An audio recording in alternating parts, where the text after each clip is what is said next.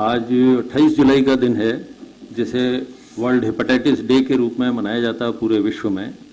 और आज हम मुखातिब हैं डॉक्टर संदीप निझावन साहब से, जो कि लिवर और गैस्ट्रोएंट्रोलॉजी डिपार्टमेंट के विभागाध्यक्ष हैं और हमें ये जानकारी देंगे आज लिवर के बारे में, लिवर की बीमारियों के बारे में, खासकर हेपेटाइटिस के बारे में। तो सर, हेपेटाइटिस डे कब से और कैसे मनाना शुरू किया? एक्चुअली ये हेपेटाइटिस डे जो है हम लोग 28 जुलाई को मनाते हैं और इसको मनाते ही हमको करीब 20 साल हो गए हैं। और जब से हमने सुपर स्पेशलिटी में यहाँ पे काम शुरू किया है और ये पूरे वर्ल्ड में मनाया जाता है। इंडिया में भी जहाँ जहाँ भी गैस्ट्रोएंट्रोलॉजी हेपेटोलॉजी के सेंटर्स हैं, सब जगह यहाँ पे हम लोग इसको मनाते हैं। इसमें हम लोग पब्लिक को अवेयर करते हैं और कुछ ट्रेनिंग भी देते हैं हमारे नर्सिंग स्टाफ्स को, हमारे जूनियर डॉक्टर्स को, ताकि अवेयरनेस बढ़े, ट्रीटमेंट बढ़े और मरीजों को इससे फ़ायदा हो। सर, ये हेपेटाइटिस का डे मना रहे हैं तो खास करके अपन एक अवेयरनेस फैलाना चाहते हैं कि पब्लिक को हेपेटाइटिस के बारे में जानकारी हो। हेपेटाइटिस क्या चीज़ है, मतलब हेपेटाइटिस क्यों बोलते हैं इसको? देखिए, एक्चुअली अपने एक इम्पॉर्टेंट ऑर्गन होता है बॉडी का जिसको लिवर बोलते हैं और लिवर में जब कभी भी कोई सूजन आए तो उसको हेपेटाइटिस बोला जाता है। और हेपेटाइटिस के कई कारण होते हैं ऐसे तो, लेकिन मेन होता है वायरस। तो वायरल हेपेटाइटिस बोला जाता है इसे। ये इट कवर्स ऑलमोस्ट 95%। जो 5% जो लिवर में सूजन वो और ड्रग इंड्यूस भी होती है और इस्केमिक इंजरी भी होती है, कई चीज़ें और होती हैं, लेकिन 95% जो है वो वायरस इंड्यूस्ड होता है। अब ये जो हेपेटाइटिस है ये लिवर में इन्फेक्शन होने से लिवर में सूजन आ जाती है, मरीज को भूख नहीं लगती है और बुखार भी आ सकता है। तो ये अलग अलग तरीके की हेपेटाइटिस होती हैं, क्योंकि वायरस के नाम अलग हैं इसलिए हेपेटाइटिस के नाम हेपेटाइटिस भी अलग होती हैं और उनका थोड़ा थोड़ा डिफरेंस होता है। लिवर में सूजन करती हैं, लेकिन लंबे टाइम तक कौन सा वायरस रहता है कौन सा नहीं, उस पर बहुत फर्क पड़ता है। तो हम लोग इस हेपेटाइटिस को दो में डिवाइड करते हैं। एक तो हेपेटाइटिस वो होती है जो दूषित पानी और खाने से होती है, और एक ब्लड प्रोडक्ट से होती है। जो हमारा जो दूषित खान पान से होती है, एडल्ट्रेटेड वाटर हो, अनहाइजेनिक फूड हो, उसको हम लोग हेपेटाइटिस ए और ई कहते हैं। जो हेपेटाइटिस ए है वो तो अमूमन बचपन में होती है। बाय द टाइम एडल्ट होते हैं ज़्यादातर एंटीबॉडीज बन जाती हैं हम लोगों में, तो फिर बड़ों में नहीं होती। पर आजकल क्या है कि हाइजीन भी अच्छी हो गई है इंडिया में, तो हम लोग हेपेटाइटिस ए के केसेस वयस्क में भी देखते हैं। हेपेटाइटिस ई जो होता है वो वयस्क में होता है और ये भी दूषित पानी और खाने से होता है और ये प्रेगनेंसी में ज़्यादा घातक होता है। और इसके एपिडेमिक्स भी होते हैं, जैसे बारिश होती है तो बारिश में हमारे जो पानी की सप्लाई होती है वो मिक्स हो जाती है, तो उसमें एपिडेमिक्स भी हो सकते हैं। एक साथ एक ही कॉलोनी में बहुत सारे केसेस होते हैं तो उसको एपिडेमिक बोलते हैं। और जो हेपेटाइटिस मैंने दूसरी बताई है जो कि ब्लड प्रोडक्ट से होती है, तो वो हेपेटाइटिस बी और सी होती है। ये जो हेपेटाइटिस होती है बी और सी, अच्छा ए और ई जो होती हैं, ये या तो लिवर फेल कर देती हैं शुरू में, तो विद इन 4 वीक्स, 1 महीने के अंदर अंदर लिवर फेल हो सकता है और वो जानलेवा भी हो सकता है, या फिर ये 6 महीने के अंदर अंदर ठीक हो जाती है, हेपेटाइटिस ए और ई। जो हेपेटाइटिस बी और सी होती हैं ये एक्यूट तो कर ही सकती हैं, पर ये 6 महीने से आगे भी चल सकती हैं। तो जब ये 6 महीने से आगे चलती हैं तो ये लिवर को खराब करती हैं। जब ये लिवर को खराब करेंगी तो सिरोसिस हो जाता है। जो सिरोसिस ऑफ लिवर होता है उसमें लिवर इतना खराब हो जाता है कि पेट में पानी हो जाता है, खून की उल्टी होती है और मरीज बेहोश भी हो जाता है। तो लिवर, ये सारे लिवर फेलियर के साइंस हैं। ये क्रॉनिक लिवर फेलियर कहते हैं, सिरोसिस जो है, तो ये बी और सी से होता है। अब इसके जो स्प्रेड करने के कारण ए और ई से बहुत अलग है। ए और ई में मैंने बताया आपको दूषित पानी और खाना होता है। इसके अंदर जो है अनसेफ सेक्स होता है, मल्टीपल सेक्सुअल पार्टनर्स होते हैं, फिर गांव में जो है टैटूइंग वगैरह कराते हैं, आपने देखो नाम वाम को गुजा लेते हैं, तो एक ही सिरिंज से, एक ही नीडल से वो सबको करते हैं बिना सफाई के, उससे भी हो जाता है।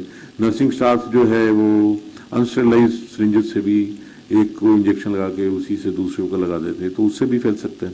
फिर ब्लड प्रोडक्ट से फैलता है ये, जैसे ब्लड दूषित ब्लड हो। अब नॉर्मली तो ये रिजेक्ट कर दिया जाता है, लेकिन अगर ब्लड बैंक जो है वो नॉर्मल सर्विसेज नहीं दे रहा हो और वो चेक नहीं कर रहा हो इसके अंदर की बी और सी है, तो ये फिर जो है फिर वो मरीज में हो जाता है। या फिर आपने देखा होगा कि बार्बर शॉप में जाते हैं, एक ही ब्लेड से काम होता है, तो एक ही ब्लेड, जैसे एक व्यक्ति है जिसको हेपेटाइटिस बी या सी है और उसमें वो कट लग गया, उसका जो ब्लड है वो रेजर पे आ गया और वो दूसरे को कट लग गया, तो उससे भी हो जाता है। तो ये जो है ये परकुटेनियस एक्सपोजर बोला जाता है इसको। ये दोनों में मेजर डिफरेंसेस जो हैं वो होते हैं। सर ये बताएं कि मरीज और उसके संबंधियों को कैसे पता लगे कि हमारे मरीज को या किसी व्यक्ति को हेपेटाइटिस शुरू हुई है, यानी उसको अगर पहले से प्रिकॉशंस पता हो या उसको ये पता हो कि हेपेटाइटिस मेरी शुरू हो गई है, तो जल्दी से जल्दी डॉक्टर, किस तरह के डॉक्टर के पास जाएं, ये कैसे उसको पता लग सकता है? तो इससे क्या है कि वो जल्दी डॉक्टर के पास पहुंचेंगे और जल्दी इलाज शुरू हो सकता है। जो हेपेटाइटिस ए और ई जो होती है ना, तो उसके अंदर तो मरीज को शुरू में बुखार आ जाता है, फिर उसको जो है पेट में दाहिने साइड में अपर पार्ट में दर्द होता है, लिवर बढ़ जाता है, तो फिर आंखें पीली हो जाती हैं, पेशाब भी पीला आता है, भूख बंद हो जाती है और मरीज वीक हो जाता है। सो जब ये सिम्टम्स होते हैं तो तुरंत चिकित्सक के पास जाना चाहिए, क्योंकि अगर हम जल्दी जाएंगे, ट्रीटमेंट जल्दी होगा, टेस्ट जल्दी होंगे, पता लगेगा क्या है, तो इलाज भी जल्दी होगा। तो लेकिन हेपेटाइटिस बी और सी में क्या होता है कि ये जो मैंने सिम्टम्स बताए ए और ई नॉर्मल हेपेटाइटिस के, वो इनमें कई बार होते ही नहीं है। तो जैसे मैंने स्प्रेड बताया हेपेटाइटिस बी का होता है, तो अगर ये स्प्रेड होता है तो जरूरी नहीं उसमें जॉन्डिस हो, तो मरीज को सिम्टम्स नहीं होते हैं, तो वो किसी और इलाज के लिए जाता है, उसके बेसिक टेस्ट होते हैं, तो उसमें हेपेटाइटिस बी और सी का टेस्ट भी होता है, HIV का भी होता है। तो जब हम ये टेस्ट करते हैं तो उसमें पाते हैं कि हेपेटाइटिस बी है, उसको हेपेटाइटिस सी है, तो पता लगा कि उसको आज से 3-4 साल पहले ब्लड दिया था, उसका 2-3 साल पहले कोई ऑपरेशन हुआ था, उसको भर्ती करके कोई दवाइयाँ दी गई इंजेक्शन द्वारा, तो ये कारण होते हैं जिससे ये स्प्रेड आउट होता है। तो हम उनको टेस्टों में पता लगता है कई बार। तो हमें जागरूक तो रहना ही चाहिए, कभी भी कोई प्रॉब्लम हो तो तुरंत चिकित्सक के पास जाके टेस्ट करानी चाहिए और इलाज कराना चाहिए। यानी आपका कहना ये है कि जागरूकता जरूरी है। अब जागरूकता के लिए क्या आप ऐसा राय देंगे कि जितने लोग जागरूक हैं वो कम से कम सालाना या 2 साल में या 3 साल में अपना हेपेटाइटिस का टेस्ट कराएं? देखिए, जैसे मैंने आपको हेपेटाइटिस ए और ई के बारे में बताया, दूषित खाने और पानी से होता है, तो हमें हाइजीनिक मेजर्स लेने चाहिए। हमें हमेशा स्वच्छ खाना खाना चाहिए, पानी भी ऐसी जगह से लेना चाहिए जहाँ वो दूषित ना हो। तो घर का पानी ले जाएं अपने साथ में एक बोतल में भर के, तो अगर हम ऐसे खाना ले जाएंगे, अपना पानी अपना ले जाएंगे, तो स्वच्छता रहेगी। तो ये जो सिंपल मेजर्स हैं, हाइजीनिक मेजर्स जो हम ह्यूमन बींग्स को करने चाहिए, अगर हम करेंगे तो ये उरीज से तो आसानी से बचा जा सकता है।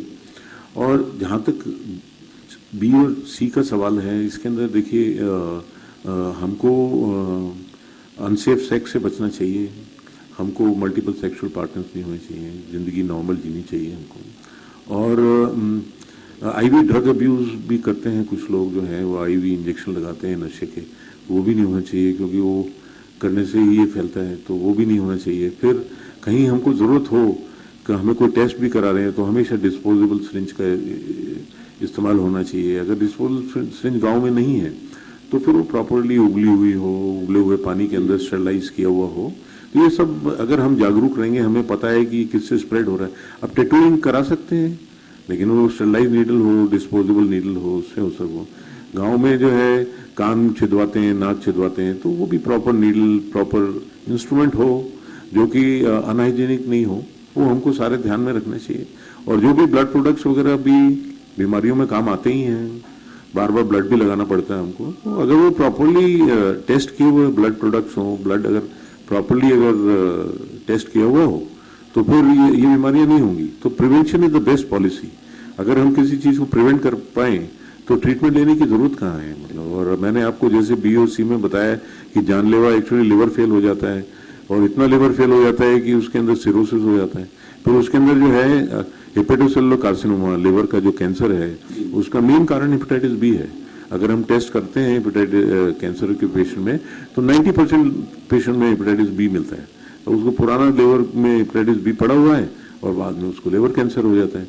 अब ये सिरोसिस अगर BOC में हो तो अगर ये बार बार कॉम्प्लिकेशंस हो रहे हैं, जो मैंने 3-4 कॉम्प्लिकेशन बताए हैं, पेट में पानी भरना, खून की उल्टी होना, बेहोशी आना, अगर ये कॉम्प्लिकेशन बार बार हो तो ट्रांसप्लांट तक करना पड़ जाता है लिवर का।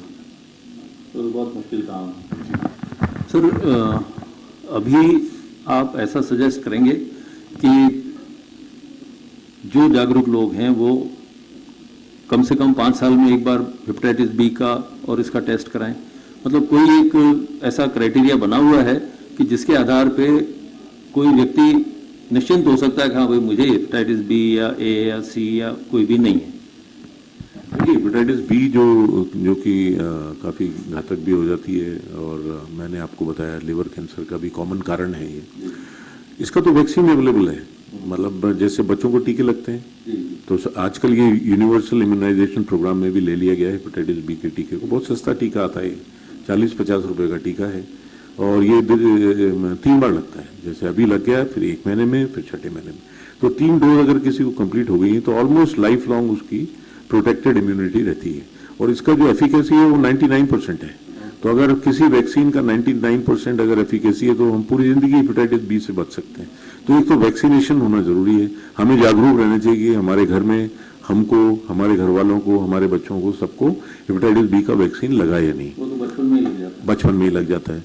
लेकिन अभी क्या हुआ है कि यूनिवर्सल प्रोग्राम में आए कुछ साल हुए हैं, तो अगर पहले से नहीं लगा हुआ है या हम जागरूक नहीं है कि बचपन में लगवाया हो तो इसकी कोई देर नहीं है, हम उसको बाद में भी लगा सकते हैं। और जहां तक हेपेटाइटिस ए का सवाल है, जैसे मैंने आपको बताया है कि आजकल इंडिया में भी ऑलमोस्ट हम लोग डेवलप्ड कंट्री की तरफ जा रहे हैं, तो हमारे भी हाइजीनिक मेजर्स बहुत अच्छे हो रहे हैं। हेपेटाइटिस ए का भी टीका अवेलेबल है, उससे भी बचा जा सकता है। इसके 2 टीके होते हैं, एक पे लगता है फिर एक 6ठे महीने पे लगता है। इसकी भी इम्यूनिटी बहुत अच्छी होती है। तो हेपेटाइटिस ए और बी से तो हम ऐसे बच जाएंगे। हेपेटाइटिस ई का अभी वैक्सीन अवेलेबल नहीं है, हालांकि इसकी ट्रायल्स वगैरह चल रही हैं, तो जब कभी अवेलेबल होगा तो हम वो भी कर सकते हैं। हेपेटाइटिस सी का बहुत ठीक नहीं है मामला, क्योंकि उसके अंदर क्या म्यूटेशन बहुत होते हैं, तो उसका वैक्सीन नहीं बन पा रहा। लेकिन आजकल हेपेटाइटिस सी का क्योर है। जैसे हेपेटाइटिस बी को हम क्योर नहीं कर सकते, इसको हम सप्रेस कर देते हैं, हमारे पास दवाइयां हैं, मैं बताऊंगा। तो हेपेटाइटिस सी की तो डायरेक्ट एंटीवायरल एजेंट्स आ गए, तो आजकल उसको हम 3 महीने का कोर्स देते हैं। अब जैसे हमको टीबी इलाज करना है तो 6 महीने देना पड़ता है। हेपेटाइटिस सी का अगर हम उसको 12 हफ्ते का इलाज देंगे तो ऑलमोस्ट 90% से ऊपर उसका क्योर रेट है, मतलब वो निकल ही जाता है। हेपेटाइटिस बी की दवाइयां हैं हमारे पास जो उसको सप्रेस रख सकती है लाइफ लॉन्ग। तो हमारे को हेपेटाइटिस बी में एंटेकविर है, टेनोफोविर है, टेनोफिल एल्फिनामाइड है। ये तीनों ऐसी दवाइयां जिसमें म्यूटेशन भी नहीं होता है, एफिकेसी भी बहुत अच्छी है। बस ये जैसे मैं तो ये कहता हूँ कि डायबिटीज और हाइपरटेंशन में भी हम एक गोली या एक इंजेक्शन तो लगाते ही हैं, तो अगर उसके लिए कर सकते हो हेपेटाइटिस बी में क्यों नहीं कर सकते हैं। तो एक गोली अगर लेनी है तो हम उसको लें, और जब डॉक्टर कहे तभी बंद करें, पर ज्यादातर हम लोग इसको काफी लंबा चलाते हैं। आपने बहुत अच्छी जानकारी दी है डॉक्टर निजावन, और मैं लास्ट में ये पूछना चाहूँगा कि जो पेशेंट्स आते हैं उसमें समय पे बहुत कम लोग पहुंच पाते होंगे आपके पास, तो किस तरह की भ्रांतियां लोगों के मन में होती हैं जिसके कारण वो देर से पहुंचते हैं, और जल्दी पहुंचे आपके पास, उसके लिए उनको क्या जागरूकता के लिए संदेश देना चाहेंगे? देखिए, ये बहुत ही अच्छा प्रश्न है। एक्चुअली मैंने आपको जैसा बताया कि हम जितना जल्दी चिकित्सक के पास पहुंचेंगे प्रॉपर इलाज चालू हो जाएगा, कॉम्प्लिकेशन नहीं होंगे। कॉम्प्लिकेशन होंगे तो हम तुरंत उसका इलाज कर सकते हैं। अभी इंडिया में बहुत भ्रांतियां हैं। वो ये कहते हैं भाई पी लिया हो तो झाड़ा लगवा लो। अब झाड़ा लगवाने से कुछ नहीं होता है। वो जाके वो जिस व्यक्ति को झाड़ा लगा रहे हैं उसको हेपेटाइटिस का ABC भी नहीं मालूम, लेकिन वो डॉक्टर बने बैठे रहते हैं। इसमें मैंने जैसे आपको हेपेटाइटिस A और E में बताया कि ऑलमोस्ट 90% ठीक हो जाते हैं। तो बाय द टाइम वो झाड़ा लगवाने जाता है वो ठीक हो रहा होता है, तो लोग सोचते हैं हमने 2-3 बार झाड़ा लगवाया, झाड़े के यहाँ लाइन लगाए खड़े हो जाते हैं, तो वो ठीक हो जाते हैं। लेकिन जो मरीज कॉम्प्लिकेटेड है, जिस मरीज में जॉन्डिस ज्यादा है, जिस मरीज में और लिवर फेलियर के साइन आ रहे हैं, उसमें भी झाड़ा लगवा रहे हैं, तो वो ठीक तो होगा नहीं, झाड़े से ठीक नहीं हो रहा, वो तो 90% नेचुरल रिकवरी से ठीक हो रहा है। तो मेरे कहने का ये मतलब है, जब कभी भी जॉन्डिस के सिम्टम्स आए तो तुरंत चिकित्सक के पास जाना बहुत जरूरी है। बुखार आना, पीलिया होना, भूख नहीं लगना और वीकनेस आना, ये 4 सिम्टम्स होते हैं जिसको देख करके हमें तुरंत चिकित्सक के पास जाना चाहिए, फिर वो अपना इलाज करेंगे। और जहां तक हेपेटाइटिस बी और सी का सवाल है, जैसा आपने कहा कि हमें टाइम टू टाइम एटलीस्ट 5 साल में एक बार अपने को इसका टेस्ट करा लेना चाहिए, ताकि हम अपने आप को बचा सकें इन घातक बीमारियों से। आज डॉक्टर निझावन ने बहुत अच्छी जानकारियां दी हैं।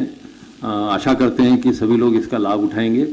एक आखिरी प्रश्न मैं ये पूछना चाह रहा हूं कि जो गैस्ट्रोएंटेरोलॉजी के सब्जेक्ट के स्पेशलिस्ट हैं वो तो बहुत कम हैं अवेलेबल, और बाकी सामान्य चिकित्सक हैं, तो आपको क्या महसूस होता है कि इस विभाग में आपके पास सफिशिएंट डॉक्टर्स हैं, सफिशिएंट नर्सिंग स्टाफ है, सफिशिएंट बेड्स हैं, या इसके लिए, इसको बढ़ाने के लिए आपने कोई प्रयास किए? देखिए, गैस्ट्रोएंटेरोलॉजी और हेपेटोलॉजी एक काफ़ी इम्पोर्टेंट ब्रांच है, और इसमें सुपर स्पेशलिटी ट्रेनिंग प्रोग्राम में हम लोग पिछले 25 साल से ट्रेनिंग दे रहे हैं हमारे जो सुपर स्पेशलिटी डीएम के जो स्टूडेंट्स हैं उनको, और स्टूडेंट्स निकलते हैं और एक साल में हम लोग 8 लोगों को लेते हैं, तो एट ए टाइम 24 हमारे पास स्टूडेंट्स रहते हैं जिनको हम डीएम ट्रेनिंग प्रोग्राम में 3 साल के लिए लेते हैं। अब बीमारियां भी काफ़ी बढ़ी हुई हैं और पॉपुलेशन भी बढ़ रही है, तो उस हिसाब से डॉक्टर्स भी बढ़ने चाहिए, एंड ट्रेनिंग पूरी हो रही है इन लोगों की। तो मैं यहाँ ये कहना चाहूँगी कि हम जो सुपर स्पेशलिटी आप अर्बन एरियाज में, जो मेट्रो सिटीज़ में है, जैसे बड़े बड़े शहरों में दिल्ली, बॉम्बे, मद्रास, कोलकाता, वहाँ तो होती है, पर जो जयपुर जैसे शहर हैं उनमें भी अब सुपर स्पेशलिटी बिल्कुल अवेलेबल है, लेकिन इनका डिस्ट्रिक्ट लेवल पे भी अवेलेबल होना बहुत ज़रूरी है, क्योंकि पॉपुलेशन का काफ़ी हिस्सा डिस्ट्रिक्ट लेवल पे रहता है और कुछ लोग वहाँ से यहाँ ट्रेवल नहीं करते हैं, मे बी फाइनेंशियल कंस्ट्रेंट होते हैं, मे बी एजुकेशन नहीं है। तो गवर्नमेंट ने मेडिकल कॉलेजेस खोले हैं, मेडिकल कॉलेजेस वहाँ चल रहे हैं, वहाँ पे एमबीबीएस कोर्सेज शुरू हो गए हैं, और वहाँ पे सुपर स्पेशलिस्ट की भी पोस्टिंग होनी चाहिए। कुछ जगह तो हमने की भी है, मैं इंटरव्यू लेके आया हूँ और पोस्टिंग कराई भी है उनकी। थोड़ा हमें अपने डॉक्टर्स को भी जागरूक करना पड़ेगा कि भाई जाके डिस्ट्रिक्ट लेवल पे भी काम करें। काम हर जगह बहुत है, थोड़ा माइंडसेट होना चाहिए, अगर वहाँ काम करेंगे तो वहाँ पे भी उतना ही काम मिलेगा जितना अर्बन एरियाज पे। हाँ जी, डॉक्टर निझावन, आपका बहुत बहुत धन्यवाद, और आपने आम आदमी की जानकारी के लिए, मरीजों की जानकारी के लिए, और लीवर जहां हम जानते हैं कि ये हमारे शरीर का सबसे महत्वपूर्ण अंग है, हालांकि इसमें बहुत सुविधा है भगवान ने दी हुई है कि एक बार लीवर में कोई परेशानी होती है तो लीवर का अपने आप ग्रोथ होती है, अपने आप वो इम्प्रूवमेंट करता है, अपना करेक्शन करता है, लेकिन फिर भी ये बीमारी ऐसी है हेपेटाइटिस की जो घातक हो सकती है। तो इस बीमारी के लिए जागरूकता आम आदमी के दिमाग में होना बहुत जरूरी है। आपने समय दिया, इसके लिए आपका बहुत बहुत धन्यवाद। डॉक्टर निझावन, आपने बहुत समय दिया।